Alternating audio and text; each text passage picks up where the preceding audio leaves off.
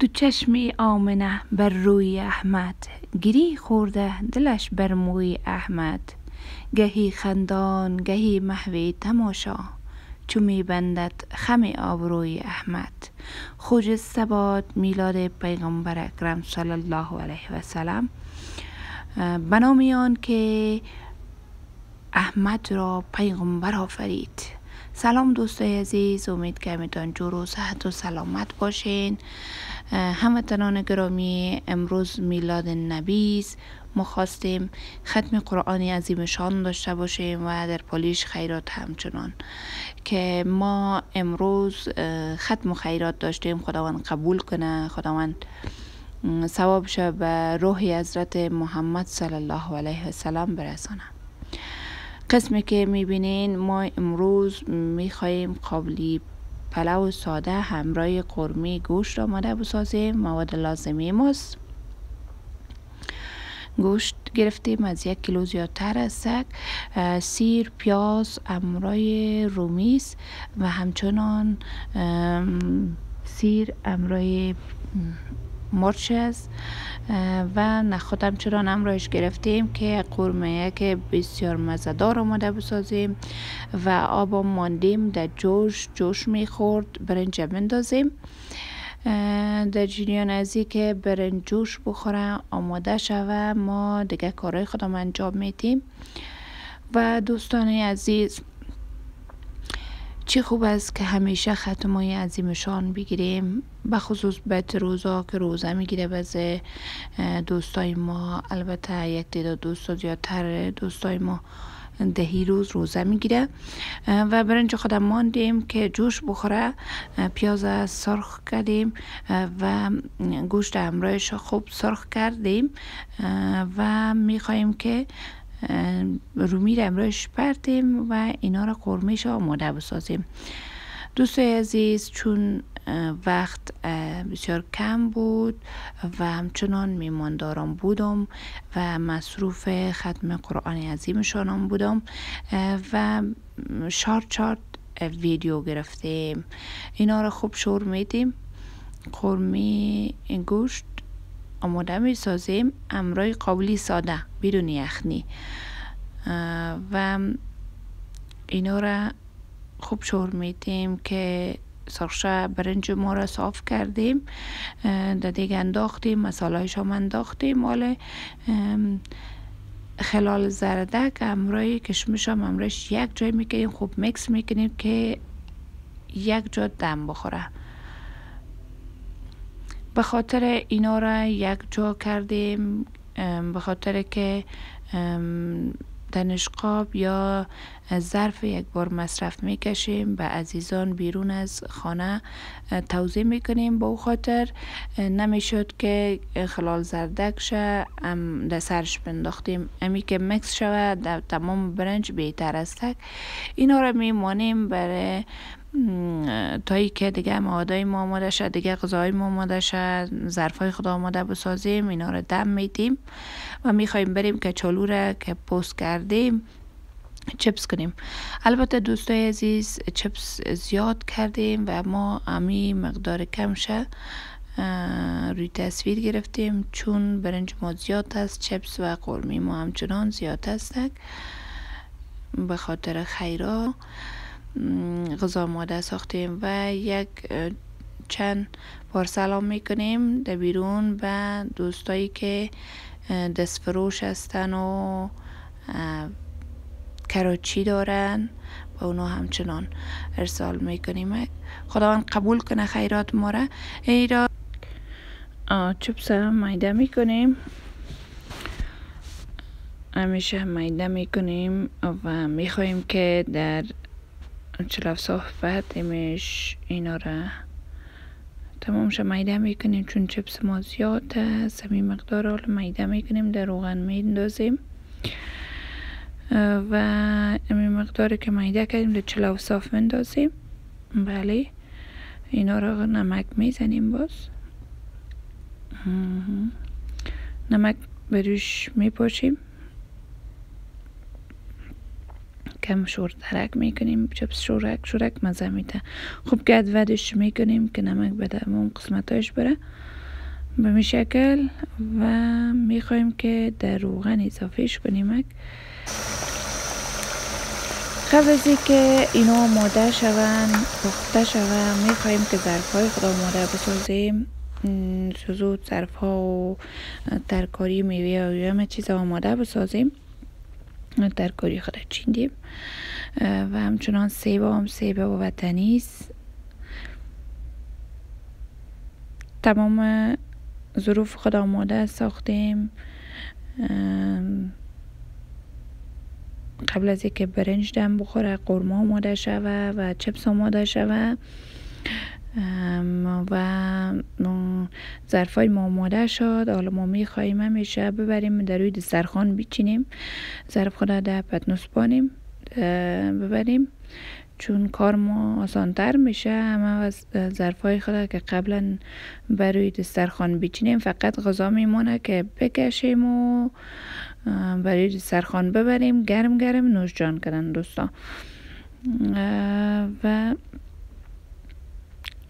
عزای دل اینا آماده شد و ما دوستان افغانان زیادتر رواج ماست، امی انانات فرهنگ ماست که در روز میلاد نبی، روز عاشورا ختمای قرآن می داشته باشیم، روزه می گیریم که بسیار ثواب داره و ختم خیرات می داشته باشیم. خداوند قبول کنه به دربار خود. عزیزان دل، در پاری از که ما یک چینل یوتیوب آشپزی داریم و یک گروه از به نام اسرار دین از ختمای قرآن عظیمشان است که در هفته 4 بار ختم قرآن عظیمشان می داشته باشیم و تعداد زیادی از دوستاست که در اشتراک میکنن. هفته 4 ختم است و لیست ما نمیشه، به هر دوست ما سپاره تعیین میشه که بسیار ثواب داره. همه ما مصروف زندگی خود هستیم و در خواندن قرآن کریم زیاد رسیدگی کردن نمیتونیم. شاید حال همه ما شما هستیم و این گروه بهترین کارش امی است که سپاره تعیین میکنن و مجبور میشیم ما در هفته سپاره خود بخوانیم که چقدر ثواب داره. دوستای عزیز، غذای ما آماده است. قسمی که دیدین برنجام کشیدیم و قورمه را آماده ساختیم کشیدیم. غذای ما آماده است. میخواییم که آهسته آهسته ببریمش برای دسترخوان و عزت میمان خود کنیم و همچنان در نشقاب و ظرف یک بار مصرف به دوستایی که بیرون از خانه هستن خیرات روان میکنیم. خداوند قبول کنه دوستای عزیز ختم خیرات ما را. عزیزان تشکر از این که تا این لحظه همراه ما بودین. یادتان نره یوتیوب چینل مرجان تیوی را سابسکرایب کنین، لایک کنین. تشکر از همتان. الله حافظ. دوستان، زندگی قسمت میپردازیم به زندگی نامی حضرت محمد صلی الله علیه و سلم و اوایل زندگی چی دور بود. محمد در سال 570 میلادی در شهر مکه در راستای حجاز عربستان به دنیا آمد. او متعلق به یک طایفه قریش بود که از قبایل محترم مکه به حساب می آمد. محمد تحت سرپرستی پدر بزرگش عبدالمطلب قرار داشت. در آن روزها مکه محل پرستش انواعی بت‌ها بود.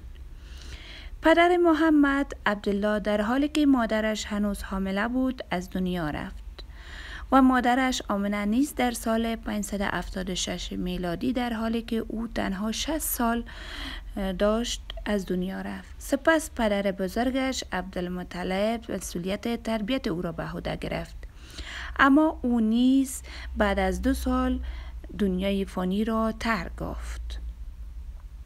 سپس کاکای محمد ابوطالب پسر و جانشین عبدالمطلب زندگی خود را وقف تربیت برادرزاده خود کرد و گفته می شود که هر دو یکی دیگر را مانند پدر و پسر دوست داشتند.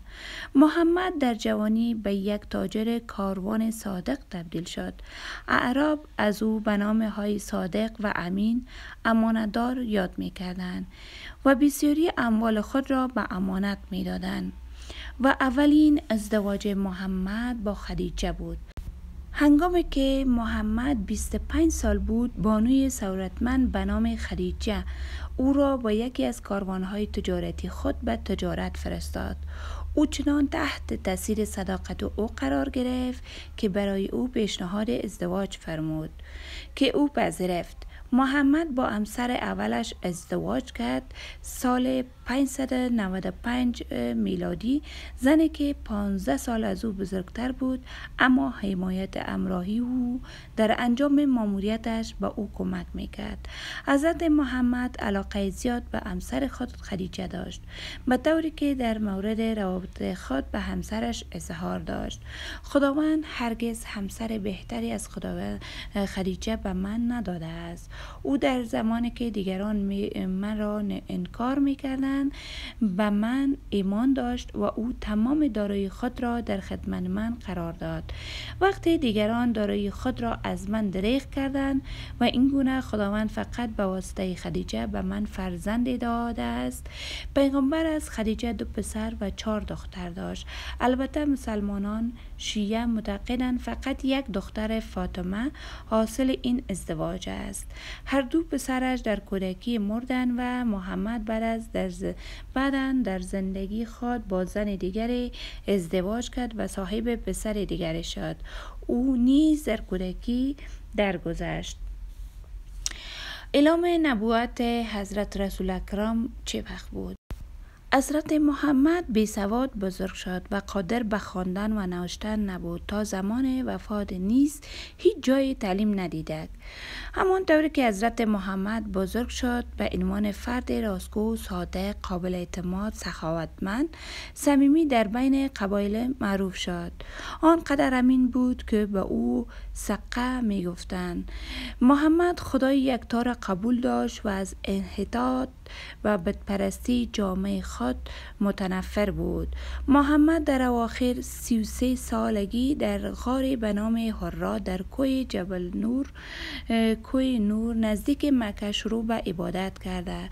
میگوید روزی سرنوشت ساز در سال 610 میلادی نوری در برابر او ظاهر شد و ادعا کرد که فرشته جبرائیل است که با اولین وحی خداوند الله به او نزدیک شد.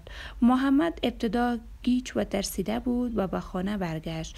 تنها پس از اینکه همسرش خدیجه او را دلداری داد و با او درباره اتفاقات پیش آمده صحبت کرد، متوجه مسئولیتی شد که به او واگذار شده بود و دریافت و پیغمبری نائل گردیده است.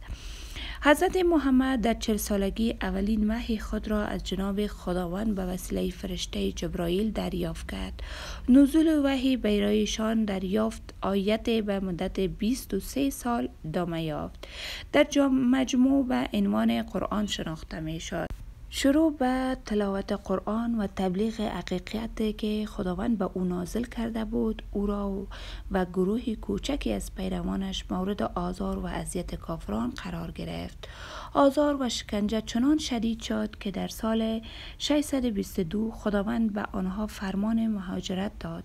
این هجرت از مکه به شهر مدینه در سال 260 مایل شمال آغاز تقویم مسلمانان است. پس از چندین سال محمد و پیروانش توانست به مکه برگردند. در آنجا دشمنان خود را بخشیدند. پیش از وفات حضرت محمد در 63 سالگی بخش بزرگی از شبه جزیره عربستان مسلمان شده بودند و در غرض 1 قرن پس از مرگ او اسلام به اسپانیا در غرب و تا شرق تا چین گسترش یافت. از جمله دلیل گسترش سریع مسلمت آمیز اسلام صدق و وضع عقیده آن بود. اسلام به ایمان و یکی خدا دعوت میکرد که تنها خدایی که شایسته پرستش است.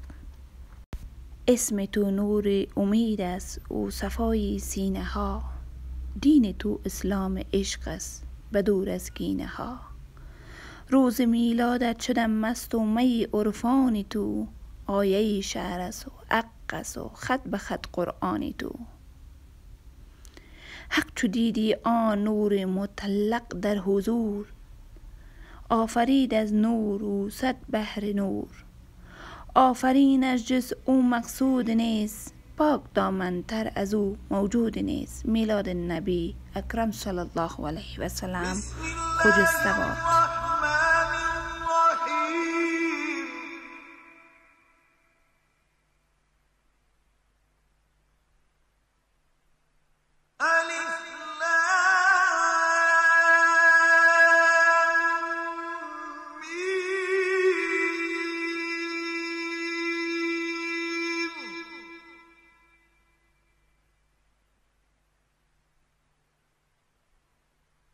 ذلك الكتاب لا ريب فيه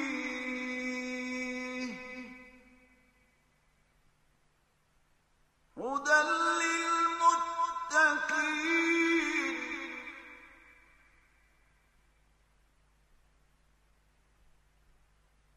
الذين يؤمنون بالغيب ويقيمون الصلاة ومما رزقناهم ينفقون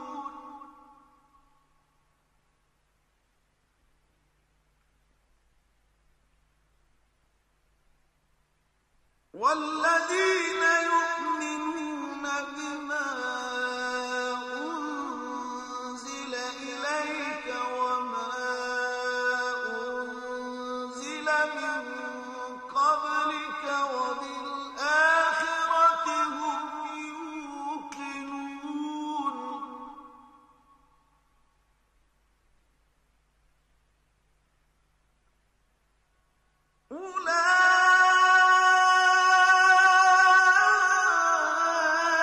أولئك على هدى من ربهم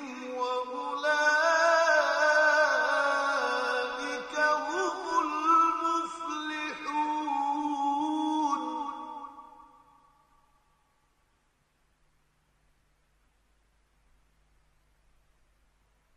وإلهكم إله واحد لا إله إلا هو الرحمن الرحيم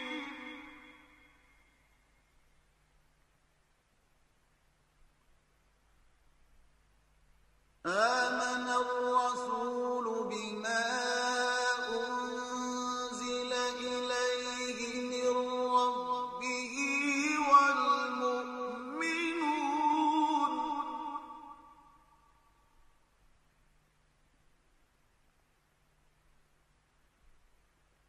كل آمن بالله وملائكته وكتبه ورسله لا نفرق بين أحد من رسله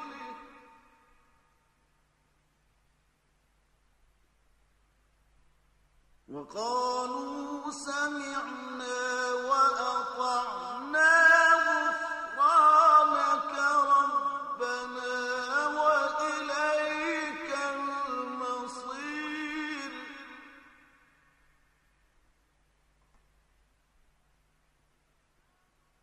لا يكلف الله نفسا إلا وسعها لها ما كسبت وعليها ما اكتسبت ربنا لا تؤاخذنا إن نسينا أو أخطأنا ربنا ولا تحمل علينا إصرا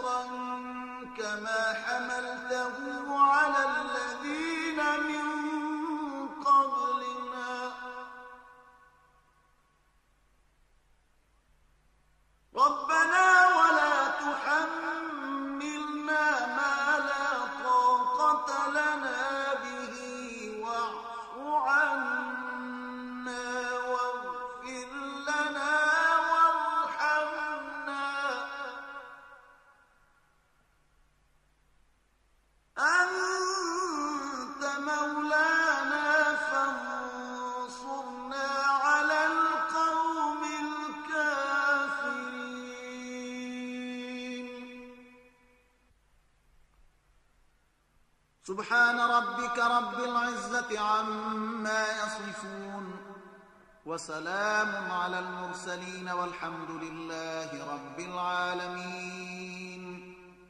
الحمد لله رب العالمين.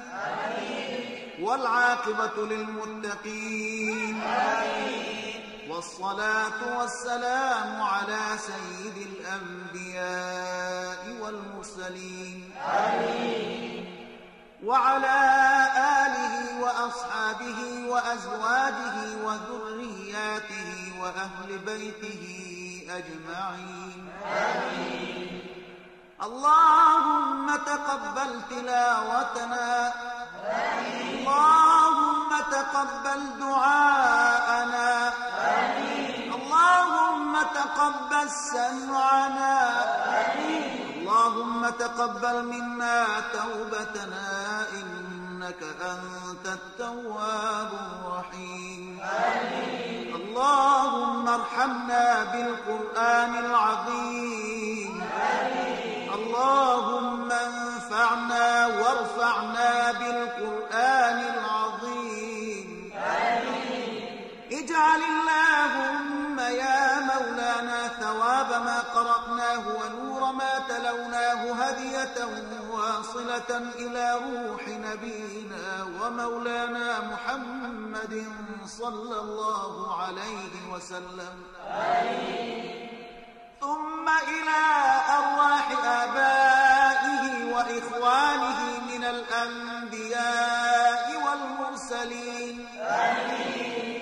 صلوات الله وسلامه عليه وعليهم أجمعين. وعلى أهل كل والصحابة والقرابة والتابعين وتبع تابعين وتابعهم بإحسان إلى يوم الدين. ثم إلى أئمة الأربعة المجتهدين والعلماء العاملين والفقهاء والمحدثين والقراء والمفسرين والسادات الصوفية المحققين عليهم أجمعين. ثم إلى أرواح آبائنا وأمهاتنا وإخواننا وأستاذنا ومشايخنا وأحبائنا ولمن له حق علينا ولكافة المسلمين أجمعين. اللهم احفظنا من زوال الإيمان.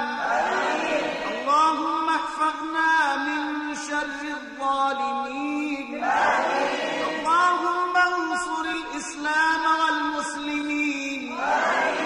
اللهم أيد الإسلام والمسلمين. اللهم أعز الإسلام والمسلمين. اللهم أهلك الكفار والملحدين. اللهم أهلك الكفرة والبدعة والدهرين. اللهم أهلك الكفرة والبدعة والدهرين. اللهم اشفي مرضى المسلمين. اللهم اقض حوائج المسلمين. اللهم سلم مسافرين المسلمين. اللهم ربنا آتنا في الدنيا حسنة وفي الآخرة حسنة وقنا عذاب النار.